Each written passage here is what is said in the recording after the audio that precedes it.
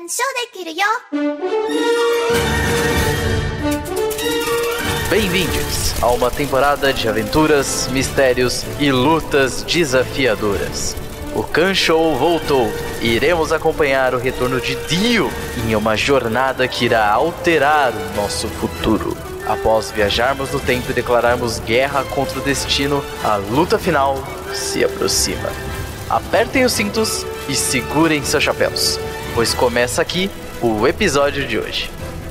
Alô, usuários de stand! Estamos de volta com nossa temporada de JoJo, ícone do podcast, onde continuamos a saga de Hirohiko Araki na terceira parte, Stardust Crusaders. E antes de partirmos, estamos aqui com as nossas queridas convidadas, retornando com força total, Carol Tomé e Nath Misaki. Oi, Cancans, tudo bem? Então, eu acho que o Kakyoin sofreu mais que a Juliette, né? Como sofre o pobre do menino? Não pode nem ter um soninho assim, que já é perseguido, corta o próprio braço. Eu fiquei com dó dele, porque foi 2 episódios só pro menino sofrer. Pra nada. Trataram de não, louco, foi mano, muito. de graça. Eu tenho muitas coisas a dizer sobre esse momento, mas eu vou guardar. Nath, por favor. Olá, Cancans! E vamos lá, vamos conhecer a morte. Que assim, foi uma dupla de episódios bem aterrorizante, porque não tem uma coisa pior, pra mim pelo menos, Do que uma criança. pensar que você é criança, aterrorizante, sonhos que vão te matar e você não lembrar as coisas. Tipo, são 3 pavores pra mim. E vamos encher esse podcast de horrores depois da sinopse. Comer mingau com Goku, outro pavor aí. Nossa.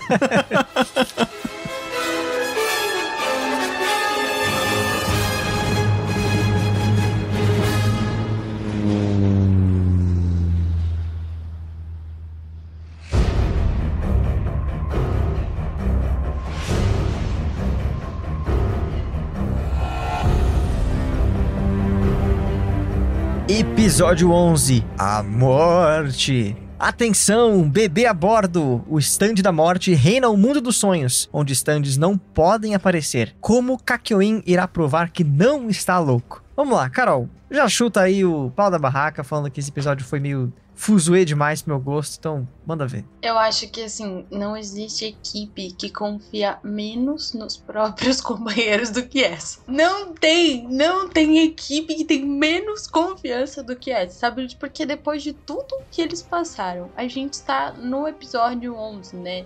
No caso do Kanshou, mas, tipo, quantos episódios que a gente já não passou?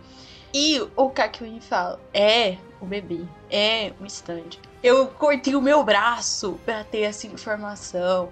Eu sei do que eu tô falando. E eles, você tá maluco. Você não vai aguentar até o final da jornada. Acho que você não tá muito bem. E aí eles ficam fazendo gaslight com o pobre do Kakyoin, né? Tipo, deixando ele de doido. Deixando ele de doido. Ninguém acredita nele. E, tipo, ele só tenta lá se provar, assim, que parece que nada do que eles vivem, eles aprendem. Porque, tipo assim, com tanto de coisa que eles já passaram, com tanto de coisa que eles já viveram, por que o bebê não seria um usuário distante? Por que o bebê não faria maldade pra ele? Por que o Kakyoin ia mentir no meio do deserto, sendo que eles são as 3 pessoas que eles confiam? Gente, literalmente teve um stand que era um carro. Teve um usuário de stand que era um macaco. Exato, o Polnareff até vira. Eu até chequei se o avião era stand, mas o bebê que colocado se foda. do nada por uma desconhecida também, né? Que achou o bebê em algum lugar, não sei o quê. E aí, tipo, primeiro que começou o episódio, o primeiro mesmo, eu demorei pra identificar o Kakyoin, porque eu fiquei assim, que roupa é essa? Cadê a sua roupa de estudante? O que você tá vestindo? Você é um estudante, você... Né? Cadê a roupa de estudante? Você não tira pra nada. E ele tava, tipo, Traidor. pijaminha. Inclusive eu anotei aqui, primeiro o sinal de que tinha coisa errada. Eu tava de pijama. Foi. Começou aí, não tinha nem... Não, mas o pior é que ele tava sem a roupa de estudante mesmo depois que ele acordou. Ele foi dormir com aquele pijaminha. E olha, ele não tava dormindo com o Jojo. Ele tava dormindo com o Polnareff. Não, e ele ainda fala, nossa, que roupa é essa? E tipo, gente, quem botou essa roupa nesse homem? O que tá acontecendo aqui? E aí também, essa péssima ideia de colocar o Joseph no avião de novo. Eu não sei quem inventou de colocar esse homem de piloto de novo, porque nunca dá certo, não vai dar certo. Ficar persistindo no erro não vai funcionar, entendeu? Ele só se envolve em acidente, não tem o que falar disso. E aí, o Polnareff também tá, tipo assim, nossa, ele tá me irritando, porque, tipo, ele quer ser muito inteligente, e aí ele quer ser muito bonzão, e aí ele quer ser muitas coisas, só que aí ele não é nada, né, porque ele é burro. Ele não ajuda em nada, ele vai pro sonho e fala, bom, estamos num sonho, então a gente pode fazer o que a gente quiser. Aí eu, inclusive, morrer, né, seu otário, você vai morrer. Depois também não ajuda em nada, aí o Kakyoin tem que fazer tudo sozinho, porém, tem uma coisa que eu gostei. E isso é novo, porque nos últimos episódios eu não tenho gostado muito de nada. Mas, o design da morte. Inclusive, é o design que tá na carta. Eu achei ele muito... Tirando a parte que ele fica sem... Ele só fica com o torso, né? Que aí essa parte eu já achei meio paia.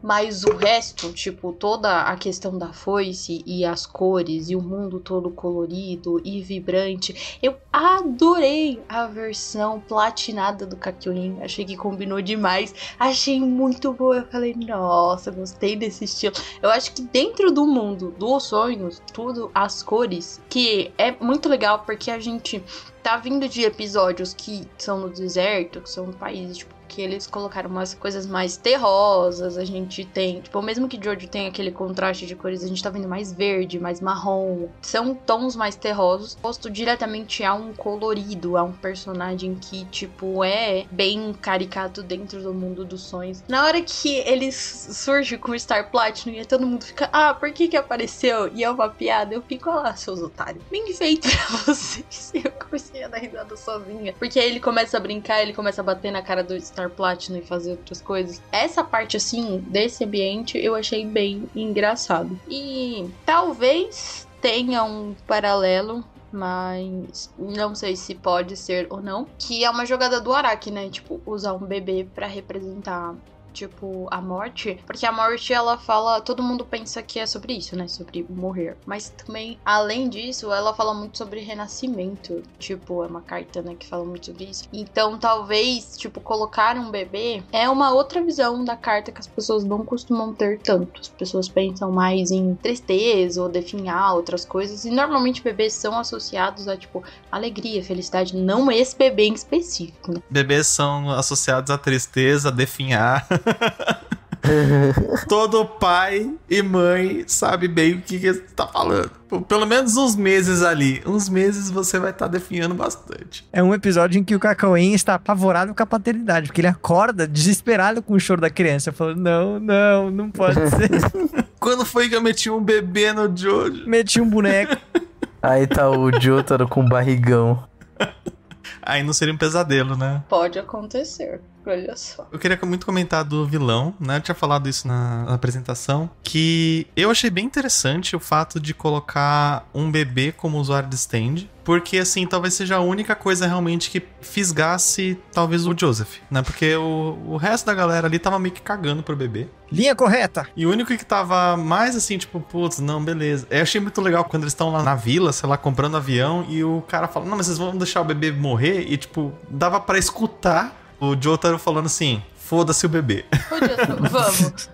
É a mãe dele que tá em jogo. Exatamente. Então, tipo, foi bem interessante, pelo menos pra colocar. Eu não sei, tipo, não vou entrar nesse ponto, mas, tipo, como que um bebê foi parar lá, sendo que ele, claramente, pelos episódios, ele não consegue se virar sozinho. Então, ele acaba dependendo de manipular as pessoas ali pra fazer o que ele quer, através dos sonhos delas. Mas, enfim, passa essa passagem, porque eu acho que o Araki só queria realmente colocar um vilão diferente. Porque, realmente, se fosse qualquer coisa diferente disso, eu acho que deveriam entender que era um usuário de stand. Eu espero que isso aconteça nos próximos episódios, que eles, ou qualquer coisa que chegar perto deles, eles falassem, não, beleza, acho que esse aqui é um usuário de stand, porque agora não tem mais o que não ser um usuário de stand. Não, eles vão atacar outra pessoa. Ele vai atacar o Jotaro, aí vai atacar o Jotaro, aí vai atacar o Polnareff. Eles vão atacar um ou outro, porque eles preferem acreditar o outro, tipo assim, na cabeça deles do que no companheiro. Isso não faz sentido, de verdade. Eu acho que... Foi revoltante, tipo, cara. porque, Foi tipo, revoltante. numa questão narrativa ou numa questão de grupo, sabe? Tipo... Pensar na dinâmica deles, em tudo que eles já passaram junto, em tudo de estranho que eles já viram, e qual que é o objetivo deles e com o que eles estão lidando, eles não confiarem na palavra do Kakyoin. Porque, tipo assim, por exemplo, eu acho que se fosse o Polnareff, teria outro peso, porque o Polnareff já passou por várias coisas e, tipo, e ele é meio burrinho, então, tipo, às vezes ele pode cair em alguma coisa, ou realmente... Mas, tipo, duvidar do Kakyoin, que tem uma questão dele ser mais inteligente, às vezes ele tem uma visão mais analítica, ele é mais sério e ele é tão inteligente que ele achou dentro do sonho dele uma forma dele deixar uma mensagem pra si mesmo, sabendo que ele não ia lembrar, né, do que tava acontecendo, né, porque até ninguém lembrou depois e ficaram pagando ele de louco. Sei lá, não sei se eles acharam que ele odeia bebês, alguma coisa assim, que eles estavam defendendo o bebê com a alma dele, né, fiz até papinha pro bebê, aí o Polnareff quer roubar a comida do bebê, aí não sei o que, aí não sei o que lá, e revela até a localização, não que o bebê, foda-se, né, porque o bebê já era estranho, mas tipo, o rádio do avião caído lá, ligando pra pedir resgate, importante, mas aí o Dio vai saber onde a gente tá. Mas a gente não pode deixar o Isso bebê. porque o bebê já tinha se curado, porque eles querem avisar o SOS depois que o Jotaro já olha e fala assim, não, acho que o bebê já se curou aqui, não tem mais febre não. E aí a gente vai dentro dessa toda narrativa de coisa que fica tipo assim, e agora? E vai escalando. O que é mais estranho com um bebê que tem 11 meses e já desenvolveu um stand fortíssimo que poderia ter matado todos eles, sabe? Qual que é o ponto que o Araki vai trazer daqui pra frente? Será que tem esse jogo de confiança entre eles de novo? Será que não? Mas ó, a gente tá acabando o arco da viagem, já estamos quase chegando no Egito, que as coisas aceleram um pouco mais. A gente já viu quase metade do anime, tá? Já viu quase metade do anime, isso é bastante coisa. Então, eu acho, pra mim, inclusive, como eu já vi, eu posso dizer que a segunda parte dessa temporada é a mais elaborada, mais avançada, mais legal. Mas ainda assim, tropeços aqui e ali, porque a gente vê que é a parte mais longa de todas de Jojo. Tanto que os outros, as partes subsequentes, tem 39 episódios, se não menos. Porque dá pra dar uma condensada, né? Inclusive é por isso que a gente faz menos episódios aqui no Kanshou. Mas assim, tenha paciência, um pouquinho de paciência. Porque, de fato, tem coisa que não agrega, sabe? Essa perda de confiança do Kakyoin não faz sentido. Eles já enfrentaram, como a gente mesmo disse, o orangotango, o navio, o carro de stand, mas, sabe, ficou distoante do que eles passaram. Parece que eles realmente não aprendem nada. Mas eu achei interessante, assim, do vilão... Porque dá pra perceber que se não fosse uma criança, se não fosse um bebê, por mais que fosse um gênio, que conseguisse ter um raciocínio super avançado pra idade e tudo mais, tem um ego inflado ali do usuário, porque assim, ele poderia ter matado o Kakyoin logo de cara, aliás, ele poderia ter matado o Polnareff logo de cara, e quando juntou todos os três, ele resolveu brincar, né? Tipo, ele ficou brincando com o Star Platinum, depois ficou falando lá que ele conseguia imitar os stands e ficou amarrando lá todos eles. Então, de novo, o usuário ali, meio que o egocêntrico, acabando se ferrando, né? Porque poderia ter sido muito mais eficiente. Porque realmente ele não tinha, os Crusaders não tinham muito o que fazer, né? Eles estavam totalmente entregues ali dentro. E a única coisa que ele poderia fazer mesmo era... poderia fazer o que quisesse com eles dentro do sonho. Que pra mim é um negócio assustador. Porque assim, todo mundo já teve esse pesadelo. Que você enfrentou algum monstro ou que você passou por alguma coisa aterrorizante. Mas que você acordou quando você tomou algum susto, alguma coisa assim. Imagina você ter esse mesmo sonho e não acordar.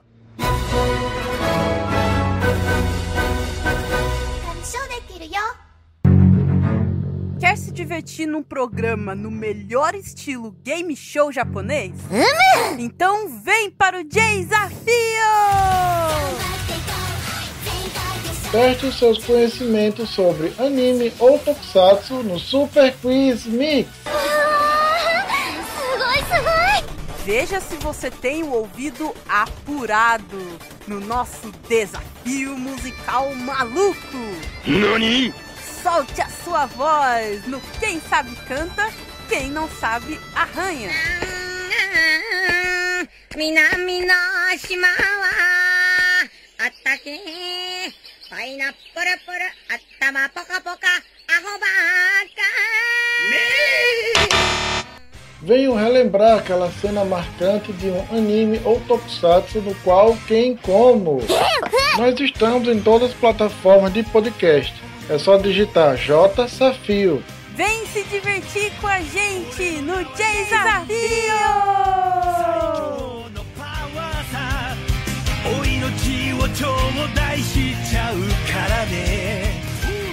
ご覧のスポンサーの提供でお送りします。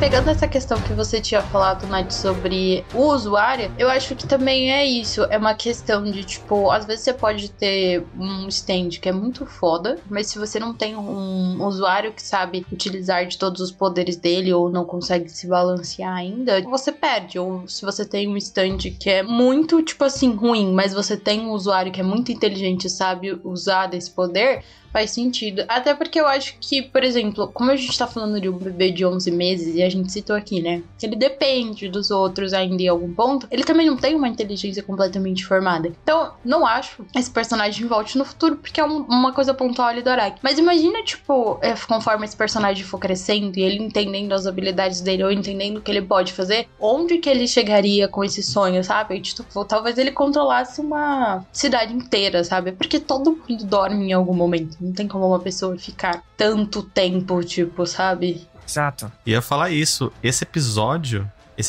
podia ir por um caminho muito mais aterrorizante, que seria eles saberem tá tão perto deles, que existe. Né? Só que assim, obviamente aí o usuário não poderia estar presente ali junto com eles, porque eles atacariam o usuário. Ou poderia, porque eles não lembram do que acontece no sonho. Mas assim, vamos supor que se eles soubessem que, tipo, se eles dormissem, eles enfrentariam o coisa, e não soubessem da regrinha lá de que se eles levassem o stand, eles ganhariam, né? Mas, e aí eles não puderem dormir. Imagina o terror, porque dormir é uma coisa que é uma necessidade básica, a gente tem que fazer. Até porque também eles não sabiam da questão de que se você tiver com o seu stand manifestado, você consegue entrar com o stand no sonho. Eles não sabiam. Se o Kakyoin não tivesse conseguido, tinha os 4 e, tipo assim, virado nome de rua, e de arrasta pra cima, porque não ia ter o que fazer. Só stand bate stand, ninguém tem stand lá dentro e ninguém ia acordar eles, sabe? Sim.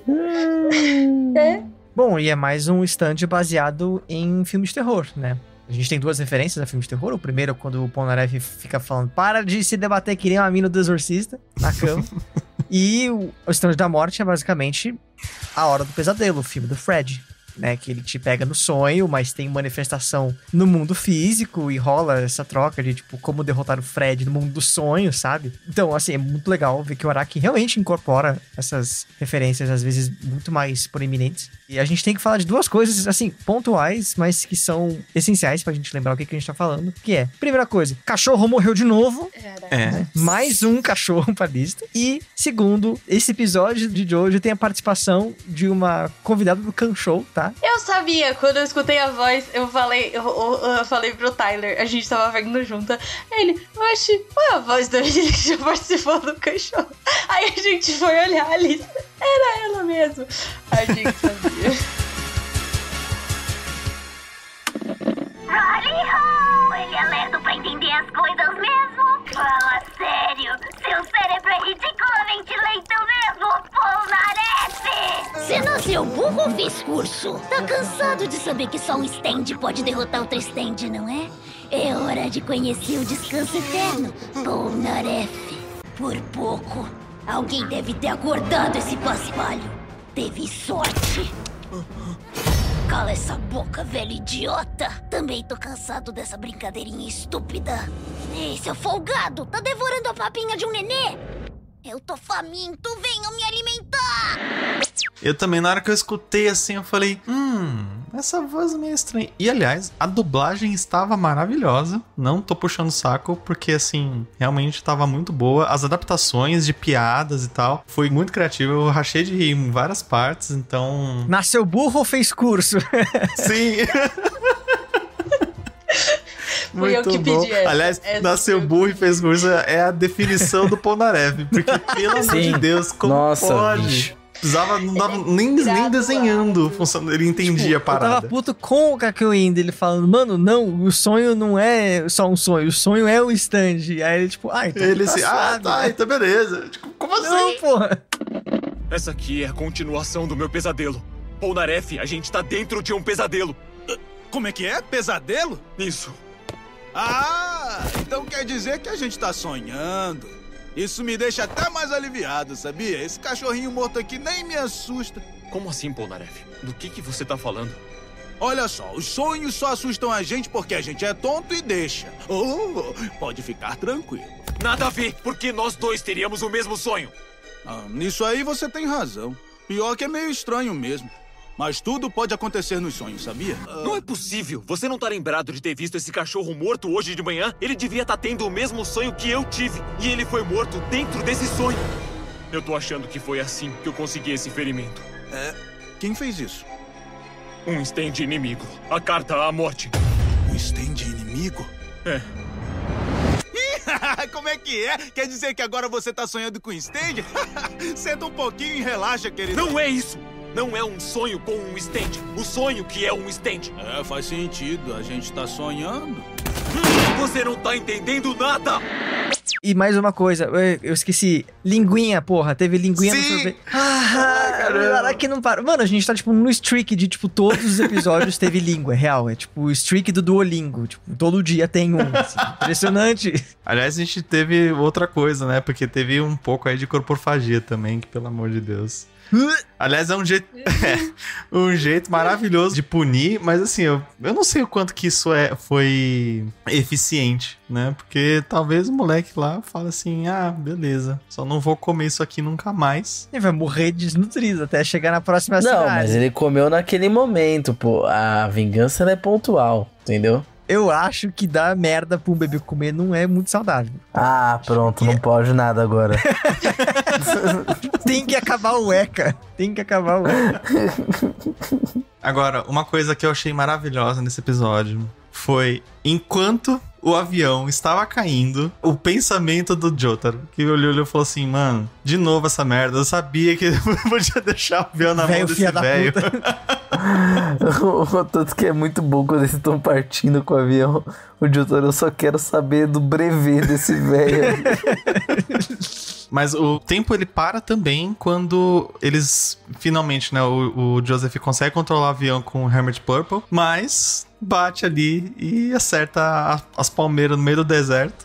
Mas quem botou essas palmeiras bate ali, congela o tempo e tá lá, tipo, o Jotaro de novo assim, puta merda. De novo essa esse sou cagada. Eu. Quer saber como cheguei aqui? Vocês viram só isso? Eu não sou um bom piloto? Viram a minha habilidade? Por que é que tem uma palmeira num lugar como esse? Mas que saco, tava na cara. Isso nunca acaba bem. Tipo, anos dourados do Jotaro. Yep. Essa é a minha vida. That's me. E assim, o avião não só estava caindo, como ele estava em chamas. Caindo. Tipo, reentrando na atmosfera, tá ligado? Tinha que estar muito rápido pra isso acontecer. É coisa de, tipo, espaçonave entrando na Terra. Ou seja, se eles não torraram lá dentro, nada mata eles. Teve que o vilão segurar o Kakyoin dentro do sonho e falar assim, para de fazer isso que não vão morrer. Senão eu morro junto. Pô, mas no mundo dos sonhos tem uma tecnicalidade que eu achei muito maneira, que é... Tipo, eles fazem aquilo de ter duas vozes pro mesmo stand. Aí tem a voz do Death 13, que é aguda e tal. E aí lá no fundo tem um reverb bem grave, assim, que quase não dá pra entender ao mesmo tempo. E aí, tipo, isso cria aquela sensação de desconforto com esse stand que é muito bom, assim. Fica com voz dupla, é bem maneiro. Bem maneiro mesmo. Rally-ho! Vocês não acham que morrer sonhando é uma coisa muito romântica? Rally-ho! Rally-ho! Tudo bem. Quando ele acordar, vai ter se esquecido de tudo que aconteceu aqui.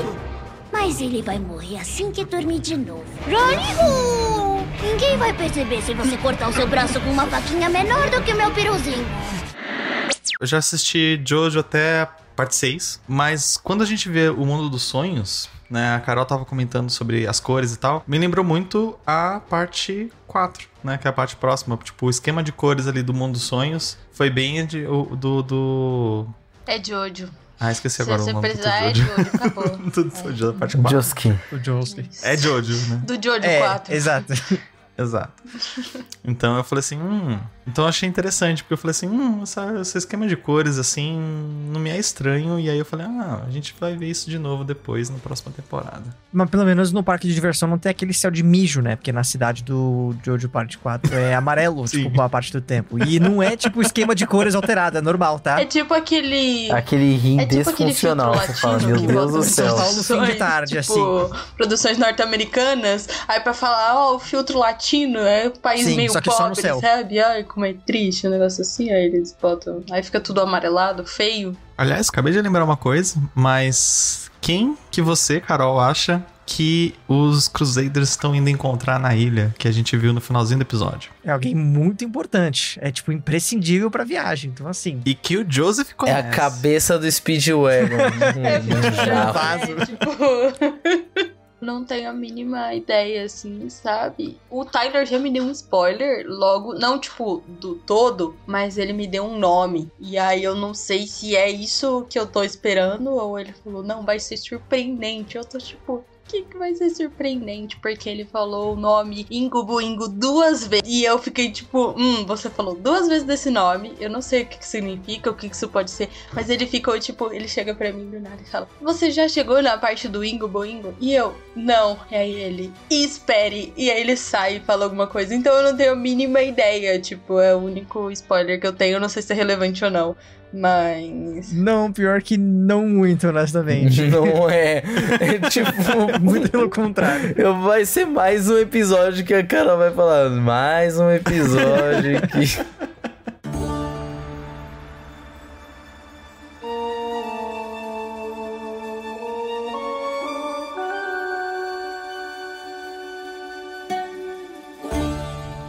E é chegado o momento místico do nosso episódio, onde Carol vai trazer pra gente o que revelam sobre os personagens as cartas do tarô.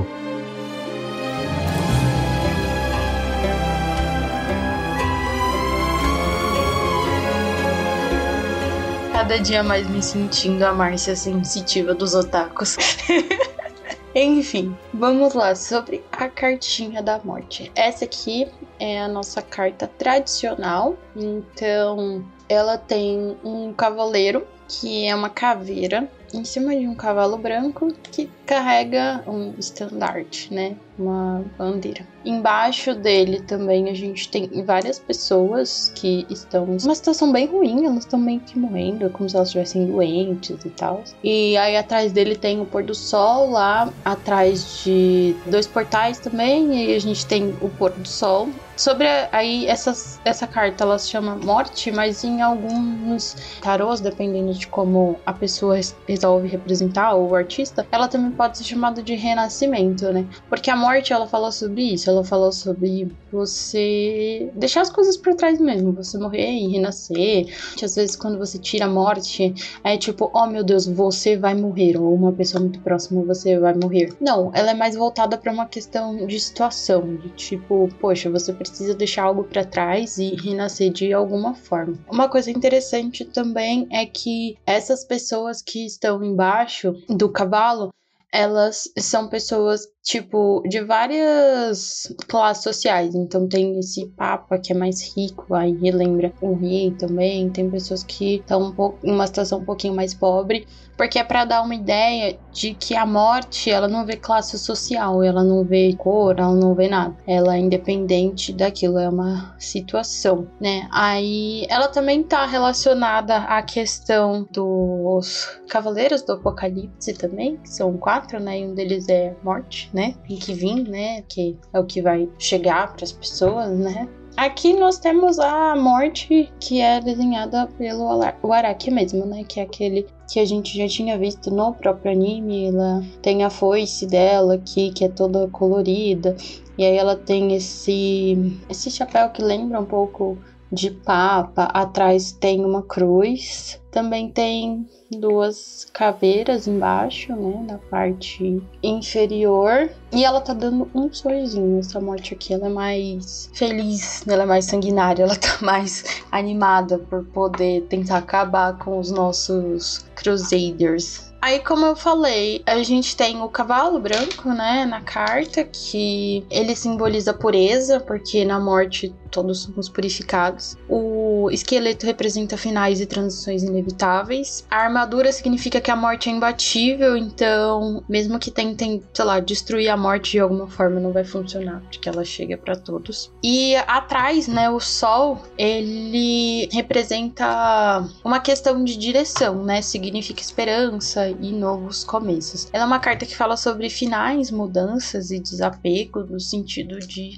você desapegar de uma situação, de uma pessoa, de alguma coisa e renascer. Em coisas invertidas, ela significa transição. Quando você tá resistente à mudança ou quando você tem mentalidade tóxica, alguma coisa tá te prendendo, você precisa matar esse pensamento. E aí, assim, não vejo muita conexão com a situação. Acho que é mais a situação do episódio como um todo, não necessariamente voltada pro personagem em si, né? Porque é um personagem que não tem nem um nome, né? Ele é chamado de Manish Boy, né? Ele não tem nenhum nome próprio dito. É uma criança, é um bebê que ainda tem, tipo, toda uma jornada que a gente não vai ver, que a gente não vai presenciar, uma história. E eu não sei se é como eu falei anteriormente, se tem uma relação de escolher um bebê para representar a carta da morte, porque a morte fala sobre renascimento e bebês comumente são associados à vida, né? Não são associados à morte, não é um bebê que você vai pensar quando você pensa em morte. Então talvez a jogada do Araki possa ter sido essa, possa fazer um contraponto, né, de equilíbrio entre o que a gente pensa sobre morte, mas na verdade, tipo, renascimento, é uma vida que ainda tem muitas coisas pra poder acontecer. Só que, assim, eu não sei se eu vejo muita conexão com a situação também, porque é uma carta que, como eu falei, ela fala sobre mudança, renascimento, e dentro da situação eu não vi muita mudança, eu não vi muito renascimento pra nenhum dos personagens, até porque, tipo, quando eu associo o renascimento nesse sentido da carta, eu penso muito em experiências que você teve e o que você aprendeu com essas experiências. Eles não aprenderam meio que nada, porque ele desceu.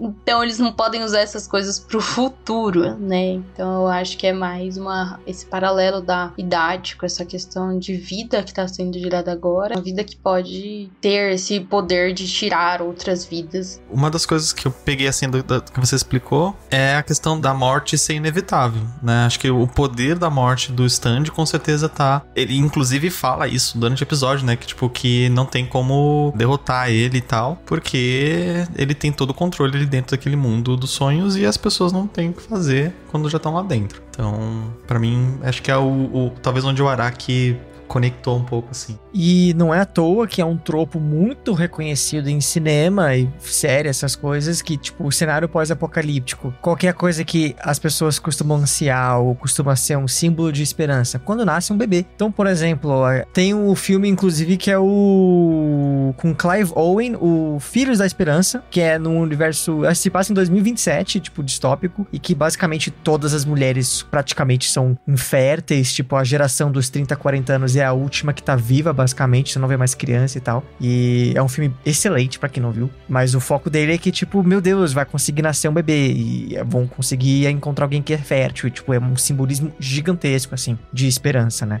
E aí eu quero deixar outra coisa aqui, que eu acho que essa carta, ela não serve como uma lição pra esse episódio, mas eu acho que ela é uma premonição do que vai vir na leva dos próximos 2 episódios e pro final, porque eu enxergo a morte como sendo uma coisa que tem que ser mantida em equilíbrio. Você fala muito bem, não se escapa da morte. Então, que nem no filme Premonição, que a galera escapa da morte, a morte vem cobrar. Então a gente vai falar disso de novo no próximo episódio e lá na reta final, quando acontecer outra parada, que aí eu acho que vai fazer mais sentido.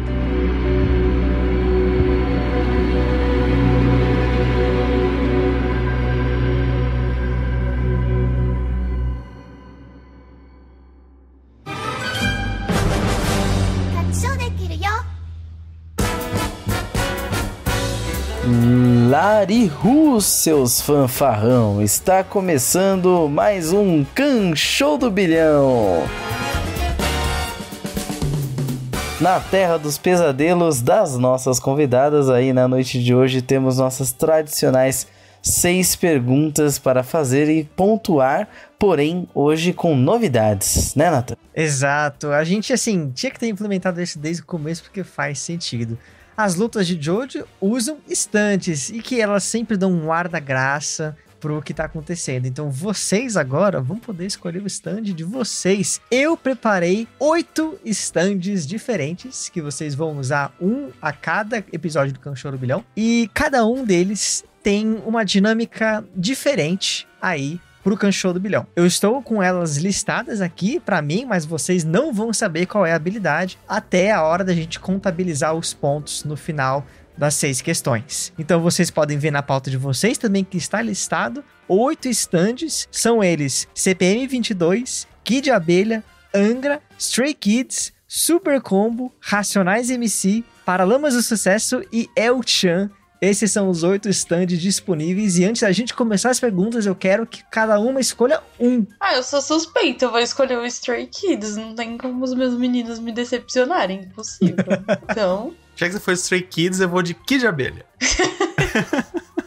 A Nath está, então, com a habilidade do stand do Kid Abelha, a Carol está com o stand Stray Kids, e a gente segue para as questões como sempre. Vamos lá, Carol, você vai escolher a fácil número 1 ou número 2? Eu vou escolher a fácil número 2.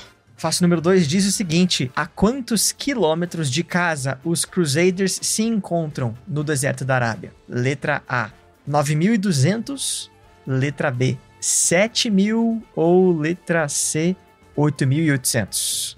Eu vou chutar a letra C. C de chute correto, 8.800 quilômetros de casa, certíssima resposta. Essa foi muito chute. Eu falei, nossa, isso deve estar longe, mas não deve estar tão longe. E 7.000 não é tão longe assim, e, tipo, 9.000, aí eu vou no meio termo. E é isso. Nath, vamos lá. Pra você ficou a questão fácil número 1, valendo 1 ponto aí. Qual o código escrito na fuselagem do avião? Alternativa A, MJI Z64. Alternativa B, NJI T24. Ou alternativa C, BGIL 13. Eu vou de alternativa A. Alternativa A de acertou, miserável. Mais um ponto. Pior que eu ia falar assim que hoje eu vou no freestyle, porque eu só assisti no carro.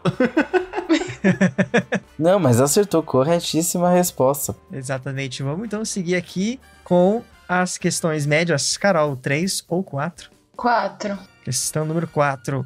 Qual é a cor dos carrinhos da roda gigante? Letra A, eles são vermelhos. Letra B, são amarelos. Ou eles são, letra C, azuis? Amarelo? Infelizmente, amarelo é a cor do corpo da roda gigante. Os carrinhos são vermelhos. Nath, questão média número 3, valendo 2 pontos. Imediatamente após o stand da morte vomitar óleos no Kakyoin, quantos ficam pendurados na sua cabeça e boca? Alternativa A, 5, B, 4, C, 3. Eu vou dizer 4, B. B de boa, caralho! Acertou, miserável. Imagina se ela tivesse assistido, sabe assim? Vamos lá, Carol. Momento, na verdade, para as questões... que o Nathan deu. Questões difíceis que o Felipe fez, porque acho que esse também aqui era o departamento dele. Ambas são temáticas de sonho, então boa sorte. 5 ou 6? Eu vou de 6. Questão número 6. Os sonhos geralmente ocorrem em uma parte do sono chamada REM. Não é característica desse estado de sono, ou seja, qual dessas alternativas não faz parte do sono REM? Letra A, atividade cerebral parecida com o estado de alerta. Letra B, movimento rápido dos olhos. Ou letra C, ondas de sono padrão delta. Qual dessas 3 não faz parte do sono REM? Eu vou chutar A, porque eu não tenho a mínima ideia, eu só vou chutar mesmo. A. Chute de A, não foi dessa vez. Estado de alerta, atividade cerebral parecida com estado de alerta, faz parte sim, o que eu não esperaria. Felipe, se quiser, inclusive, explicar o porquê que a gente dorme tal qual está em alerta. Então, por quê? Porque é meio ruim de perguntar, assim. Não tem muito motivo das coisas acontecerem, né? Mas o que acontece é que quando você tá sonhando, realmente, tipo, a atividade cerebral é como se você tivesse acordado. O que, assim, até que faz um certo sentido, já que você tá usando muito imaginação e tal. E o sentimento é bem vívido, mas... não tem muito um porquê das coisas assim. E o movimento rápido dos olhos faz parte, é o que dá nome ao estado do sono, que é Rapid Eye Movement. Nath, questão difícil número 5, também valendo 3 pontos, com o mesmo tema. Qual dessas áreas do córtex está fortemente associada ao fenômeno de sonhos lúcidos? Alternativa A, córtex orbitofrontal. Alternativa B, córtex pré-frontal dorsolateral. Ou alternativa C, córtex entorrinal. Tá, eu vou chutar que é o orbitofrontal, porque eu imagino que sonho lúcido tem a ver com você ter uma percepção de visão mais clara. Infelizmente não está correto. E por incrível que parível, o córtex, tanto orbitofrontal, porção frontal do córtex, não tem a ver com visão diretamente. Design inteligente não existe. Por quê? Porque a parte visual fica aqui atrás, o olho fica aqui na frente e o visual fica aqui atrás. Não faz sentido. Fiação toda errada. A fiação toda cagada. Mas tem um estudo muito bom que, com pacientes que estão dormindo, chega lá o maluco do neurocientista e dá um estímulo eletromagnético aonde é o dorsolateral, pré-frontal dorsolateral aqui na têmpora, e isso induz o sonho lúcido. Então, se você quiser um dia, basta você comprar um estimulador magnético transcraniano. Deve ser baratinho. Deixa eu ver no Mercado Livre. Vamos lá, antes da gente revelar o placar, vamos revelar as habilidades dos stands. O stand Kid Abelha diz o seguinte: se o seu oponente acertar somente a questão difícil, você ganha 3 pontos, senão você perde 1. Como a Carol não acertou somente a questão difícil, você perde 1 pontinho, Nath, por conta dessa escolha. Aqui é risco e recompensa. E você, Carol, escolheu o stand Stray Kids, que diz o seguinte: todos os seus pontos ganhos serão dobrados, mas do seu oponente também. Então, risco e recompensa. Exatamente. A gente chega aqui com 25 pontos da Carol contra 41 da Nath. A distância ainda tá meio larga, mas eu espero que esses stands sejam peça principal na mudança de cenário que vai ser o Khan Show do Bilhão.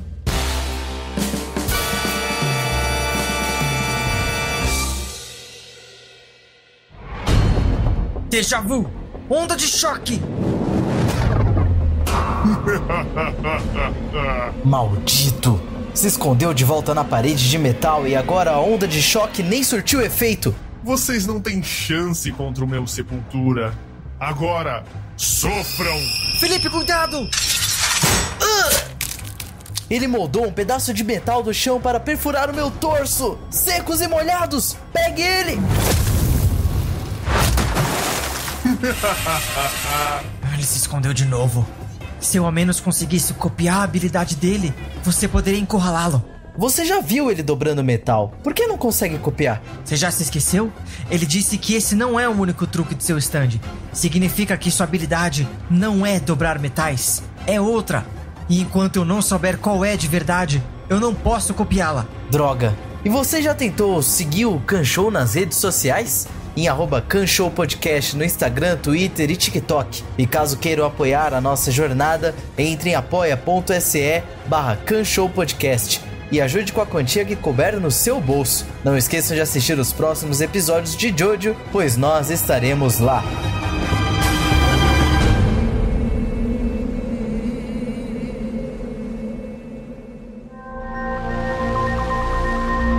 Este podcast foi editado por Nate Claymore.